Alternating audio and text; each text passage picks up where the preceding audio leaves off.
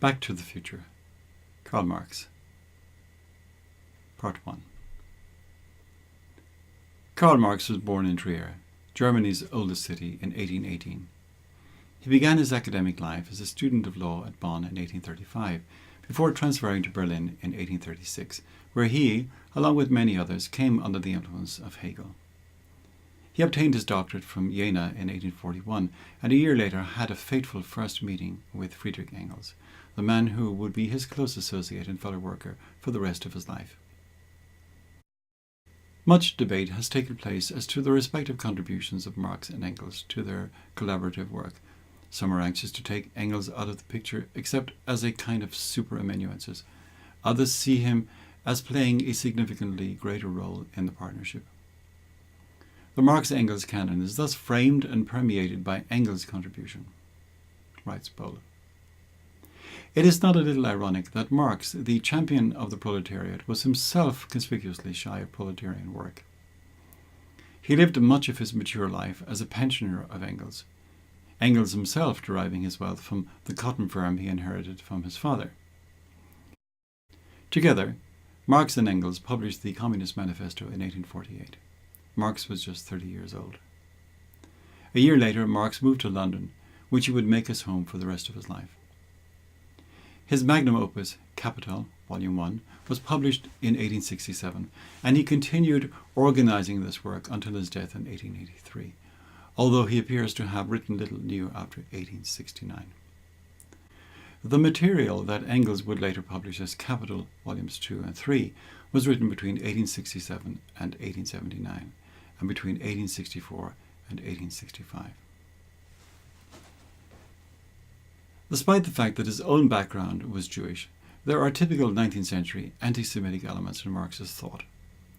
At times he expresses himself in ways which, even allowing for the endemic and casual anti-Semitism of the age, is still shocking. He was particularly critical of what he saw as the Jewish concern with huckstering and money-making, a criticism that it might not be too far-fetched to see as not unconnected with his own need to rely on moneylenders resulting from his own physical incompetence. Writing in an early essay called On the Jewish Question, he says, "Money is the jealous god of Israel, before which no other god can exist. Money humbles all of man's gods and turns them into a commodity. Money is the universal value of all things, constituted for itself. It has therefore robbed the entire world, the world of men as well as nature, of their own value. Money is the estranged essence of man's labour and existence, and this estranged essence dominates him, and he worships it. The God of the Jews has become secularized. He has become a worldly God." Marx was also a frustrated academic, and he had the academic's typical contempt and disdain for those who work with their hands. He also appears to have absorbed the Aristotelian idea that the making of money from money was somehow unnatural. If Marx loved workers, it was workers in the round and at a distance. Individual workers earned nothing but his scorn, especially when they had the temerity to question his theorizing. Proudhon, as a mere compositor, was the target of a vitriolic attack, but the man who was the object of Marx's most extraordinary vilification was Ferdinand Lassalle. In a letter to Engels of 1862, Marx wrote about Lassalle, "It is now quite plain to me, as the shape of the head and the way his hair grows also testify, that he is descended from the Negroes who accompanied Moses' flight from Egypt, unless his mother or paternal grandmother interbred with a Negro. Now this blend of Jewishness and Germanness on the one hand and basic Negroid stock on the other must inevitably give rise to a peculiar product. The fellow's importunity is also Negro-like." The reader might well object at this point that whatever Marx's personal failings might have been, they aren't relevant to his writings. What matters are Marx's ideas, not his psychological processes or his moral character. There is a measure of truth in this objection, but it cannot but be a matter of interest to uncover the source of Marx's passion, whatever it was that drove him to spend endless days virtually self-imprisoned in the British Museum. Reading Marx's major works, one might easily get the impression that he was an economist with an interest in political theory, or, alternatively, a political theorist with an interest in economics. Bohl writes, "A broad survey of their writings show that Marx and Engels were at heart revolutionary romantics in the tradition of 1789. Being Germans and authoritarians, they also believed that their goal could be won only through state power." What Marx really was, however, was a latter-day prophet, fueled by a passionate concern for those whom he took to be the downtrodden of this earth. A prophet who looked forward to a secularized eschatological fulfillment in which all would be well, and all would be well, and all manner of things would be well. As Murray Rothbard remarked, the thing to keep in mind when considering Marx's ideas is the obvious but often functionally ignored point that Marx was a communist. Taking up this Rothbardian bon mot, Peter Büttke adds, "Marx was a millennialist who argued that communism would bring an end to the suffering of mankind." Crucial to this argument is that the future communist world would be a post-scarcity world. All economic problems would fade away, and there would be no need to address the question of the allocation of scarce means among competing needs. Büttke elsewhere remarks that Mises' insight that a social economy's inability to engage in economic calculation is what makes it impossible is the most significant contribution to political economy made in the 20th century. Much of the power of Marxism comes from its status as an ersatz religion. Marx's writings have the character of a sacred text, the adherence of his followers the character of religious devotion. It may be a little unkind, but in connection with Marxism as an ersatz religion, I cannot resist quoting from the 20th century Russian author Alexander Zinoviev, who remarks, "Don't believe anyone who tells you that he went through a great spiritual crisis when he discovered that Marxism was not the pinnacle of wisdom and nobility of thought, but the nadir of dull-wittedness, superficiality, and dishonesty. If anyone does experience a crisis, he's lying if he says it's because he has lost his faith in Marxism. It is impossible to lose one's faith in Marxism in the first place, for the simple reason that it is impossible to believe in it in the first place. It is a phenomenon which does not belong in the realm of faith, but in that of quasi-faith or pseudo-faith. It is a moot point whether Marxism would have achieved or maintained its importance if it hadn't been for its adoption as the official ideology of the Soviet Union. Bohl goes so far as to say, "The cult of Marxism began only after the Russian Revolution gave it prestige," a sentiment with which I find it difficult to disagree. The motive force of Marx's writing was a deep revulsion at certain aspects of modern life. His passion didn't arise from any concern with abstract economics, but from a visceral rejection of the exploitation he believed to be the inevitable accompaniment to capitalism. His study of economics was meant to explain this exploitation theoretically and practically to undermine it. It is vitally important to understand that Marx's objection to capitalism was not that it didn't work. On the contrary, it worked all too well. If exploitation was the core topic of Marx's mature and late work, alienation was the topic of his earliest writings. The two most prominent pieces in the Marxist canon are the Communist Manifesto and Capital. The Communist Manifesto owes no little of its prominence to its brevity, its clarity, and its forceful writing. However, not everyone is equally enamored of it. While regarding it as a masterpiece of political propaganda and judging that it contains the essential doctrines of Marxism, Bohl believes that the manifesto, like the later 19th century slogans of nationalism, breathes hatred and revenge. It is disfigured by vulgar abuse, and it ends with incitement to violence on a world scale. Whatever one's ultimate judgment on the intellectual value of the Communist Manifesto, it is not boring. The same cannot be said for the second prominent member of the Marxist canon. As a university teacher, I am generally all in favour of the reading of original text rather than just summaries or second-hand accounts. However, there are some books that should not be read cover to cover. When I was a teenager and had more energy than sense, I managed to read John Locke's Essay on Human Understanding in its entirety, all 2 volumes and almost 1,000 pages of it. This is not something I could recommend to anyone. There are better things to do with your time. Marx's Capital is another book that should not be read from cover to cover, although I suspect that many people have come to the same conclusion as I have without the benefit of my advice. It is a huge, sprawling, badly organized tome. Here I am speaking of the first volume, the only one Marx himself completed. It has many of the vices of German scholarship, ridiculous length, an extravagant display of needless scholarship, with few of the virtues, clear analysis and logical rigour, although David McLennan finds it to be witty in a heavy-handed Germanic sort of way. Bowell describes Capital as a massive, rancorous and obscure book, but less unreadable than its structure and opening chapters would suggest. Bowell's judgment of the combined work of Marx and Engels is also distinctly unfavourable. He describes their corpus of work as these obscure and voluminous writings. Eric Voegelin says of Marx's writings that they have become the Koran of the faithful, supplemented by the patristic literature of Leninism-Stalinism. There are passages that make sense, even if one may not agree with them. But there are also many passages that make no sense at all, so that agreement or disagreement is simply not possible. For example, try to make sense of this sentence from chapter 2 on the process of exchange.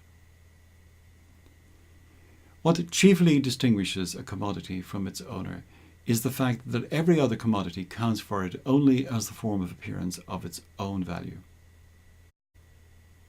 You might say, in the words of Colonel Pickering in My Fair Lady, "Come, sir, you've picked a poor example."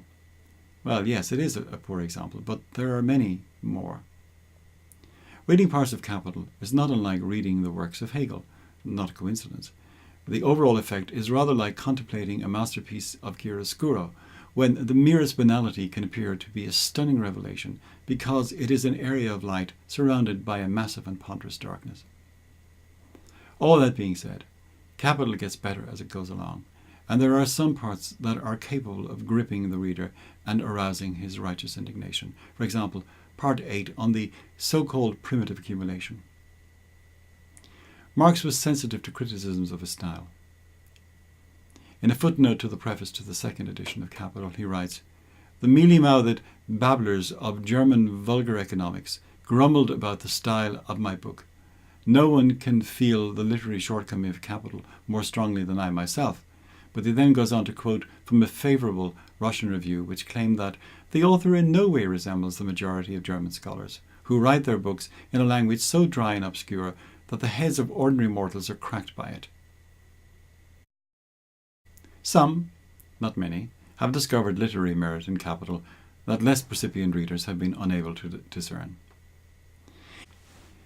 In the introduction to his book, Moneybags Must Be So Lucky, on the literary structure of Capital, Robert Paul Wolff writes, "As I worked through the extraordinary first chapter on value, with its bizarre mixture of classical economics and Hegelian metaphysics, couched in a bitterly satirical language, quite unlike anything I have encountered elsewhere in political philosophy or the social sciences, I became more and more powerfully convinced that Marx's abstract theories of price and exchange, his angry critique of the injustices of capital, his complex conception of the objectively mystified character of bourgeois social reality, and his richly metaphorical invocation of the religious, political, and literary images of the Western culture tradition were so integrally connected that each could be understood only in relation to all the others. We can only conclude that it is futile to dispute about matters of taste. Try reading Capital for yourself and make up your own mind." Marx's Capital was originally meant to be a multi-volume enterprise, but Marx was incapable of fleshing out the architectonic of such a project. All we have from him is the first volume of the project, which has no obvious logical structure. Paul Johnson remarks, "Capital is a series of essays glued together without any real form." The second and third volumes were produced by Engels after Marx's death from material that Marx, if he had wanted to, could very well have organized himself in the 15 years that elapsed between the publication of Capital Volume 1 and his death. What, if anything, is new in Capital? What will we find there that is not already contained in the earlier writings of Marx? Very little, I suspect, unless it is the development along economic lines of a pre-reflective moral indignation at the widespread poverty of the 19th century, together with a reactionary and romantic aesthetic conception of pre-industrial life inserted into a theoretical economic frame which, based on a misguided concept of value, simply cannot do the work it is supposed to do. But this is to get ahead of myself. Marx's other works vary in readability. Some are quite witty, the 18th Brumaire of Louis Bonaparte. Others, such as the already mentioned The Communist Manifesto, quickened by bombast, invective, and anger. There are even two that are masterpieces of conspicuous brevity, the first of these being Theses on Feuerbach, and the second, which is perhaps the shortest and most accessible way into the core of Marx's thought, being his preface to a contribution to the Critique of Political Society. Later, following the pioneering work of Hans Hermann Hoppe, I shall attempt to show that the overall thrust of much, not necessarily all, of Marxist analysis is in fact correct, but seriously misapplied, much like a marksman, pun intended, who is dead on target, the wrong target. Whatever the literary merits or demerits of Marx's work, there can be no doubt as to its theoretical shortcomings. In the section on capital entitled Historical Tendency of Capitalist Accumulation, Marx prophesies an ever-decreasing number of capitalists. One capitalist always strikes down many others, constant decrease in the number of capitalist magnates. An ever-increasing level of poverty, oppression, degeneration and exploitation on the part of the proletariat. The massive misery, oppression, slavery, degradation and exploitation grows. And an ever-rising level of anger in the proletariat as the result of their poverty and oppression. There also grows, he says, the revolt of the working class, a class united and organized by the very mechanism of the capitalist process of production. I'm not alone in pointing out the spectacular failure of this particular prophecy. The number of capitalists hasn't decreased, workers have not become poorer, more oppressed, degraded and exploited, and we still await the running of blood in the gutters with ever-decreasing trepidation. The account of the phenomenon of exploitation on which Marx's moral indignation is founded derives from the work of Engels, which itself was based on secondary sources rather than direct and first-hand empirical evidence. There can be no denying that by our standards, the working conditions of Lancashire mill workers were bad. But what is not so often realised is just how much worse were the working conditions in the countryside from which these mill workers came. Marx's evidence was not only second-hand, it was out of date and selective. All in all, Marx was not a scientist and he was an indifferent scholar. If by scholar you mean someone who dispassionately investigates his area of study and informs his position by considering positions opposed to his own and critically evaluating them. As Karl Jaspers writes in an oft-quoted passage, Marx's approach was one of vindication of something proclaimed as the perfect truth, with the conviction not of the scientist, but of the believer. The moral force of all forms of socialism is derived from the indignation at the perceived plight of the poor and needy and their apparent neglect by the impersonal and harsh forces of capitalism. We all know, so we think, just how awful things were for the teeming masses of people in the late 18th, 19th and early 20th centuries. In the end, so the story goes, the state stepped in to clean up the social mess created by greedy and unscrupulous capitalists. Well, that's the usual story, a story we all know. Except, of course, that we don't all know it, and we don't all know it because it is not true. What is often not realised is how much the lot of the really poor was improved, not worsened by the Industrial Revolution. People didn't leave idyllic conditions in the country voluntarily to subject themselves to appalling conditions in the city. They made that change because they believed, correctly, that they were bettering themselves. Life in the industrial cities may have been bad, by our standards, but it was judged by those who moved there to be a lot better than life in the country. Some estimates put the level of the absolutely destitute, those without adequate food, clothing and shelter, at less than 1% of the population. Without government largesse to supply their needs, were these people condemned to die in the streets? No. Private contributions to the welfare of the poor was widespread and deep. In fact, writes Walter Tratner, So rapidly did private agencies multiply that before long, America's larger cities had what to many people was an embarrassing number of them. Charity directories took as many as 100 pages to list and describe the numerous voluntary agencies that sought to alleviate misery and combat every imaginable emergency. But of course, charity and government relief were not and are not the only options. Throughout history, people have taken care of themselves and their dependents and their communities. Often ignored in accounts of the social situation during the time of the Industrial Revolution and its aftermath is the existence and proliferation of mutual aid societies. These societies were not charities, but voluntary organizations, financially sustained by contributions from their members and controlled as mutual societies by those same members, and they provided unemployment assistance, made provision for healthcare expenses, disability, old age payments, and even insurance for funerals. Between 20 and 35 million Americans belonged to a mutual aid society in 1930, more than any other kind of organization besides churches. Very few people are aware of these societies. I have to confess, to my shame, that I myself knew little or nothing about them until very recently. I can only exculpate myself and others by speculating that knowledge of these societies somehow disappeared down an Orwellian memory hole.